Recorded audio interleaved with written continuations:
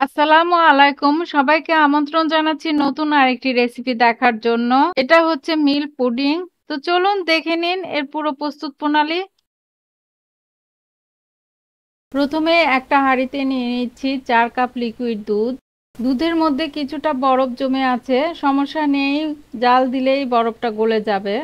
এর মধ্যে দিয়ে দিচ্ছি হাফ কাপ প্লাস 1/4 কাপ চিনি। দিচ্ছি ১ টেবিল চামচ প্লাস ১ চা চামচ আগার আগার পাউডার। ৩ চা চামচে ১ টেবিল চামচ হয়। দিচ্ছি হাফ চা চামচ ভ্যানিলা পাউডার। দিচ্ছি সামান্য একটু লবণ।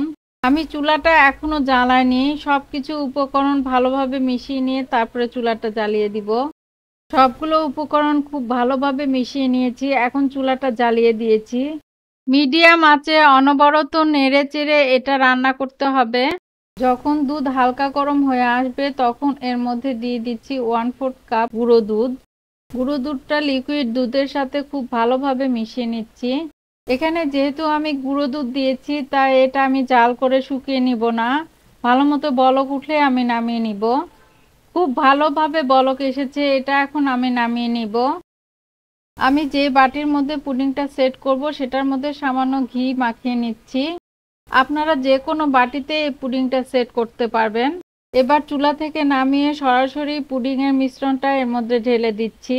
গরম থাকতে এরকম লিকুইডই থাকবে আর ঠান্ডা হওয়ার পর এটা জমে যাবে। আমরা এটার মধ্যে যে আগার আগার পাউডার দিয়েছি সেটাই এই পুডিংটা জমাতে সাহায্য করবে।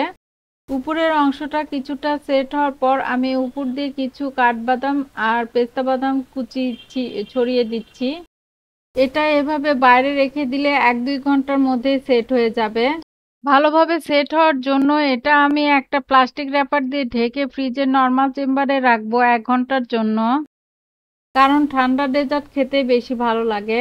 ১ ঘন্টা পর ফ্রিজ থেকে বের করে উপর থেকে প্লাস্টিক র্যাপারটা সরিয়ে নিচ্ছি। আমি আপনাদের কেটে দেখিয়ে দিচ্ছি ভিতরটা কেমন হয়েছে। আমরা ডিম দিয়ে যে পুডিং বানাই সেটার মতো এটাও উল্টিয়ে নিয়ে কেটে নিতে পারবেন। আমি উপরে পেস্তা বাদাম দিয়েছি জন্য আর উল্টালাম না।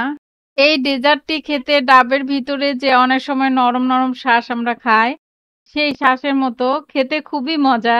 আশা করি আমার আজকের এই রেসিপিটি আপনাদের কাছে অনেক ভালো লেগেছে। ভালো লেগে থাকলে লাইক, শেয়ার, কমেন্ট করতে ভুলে যাবেন না।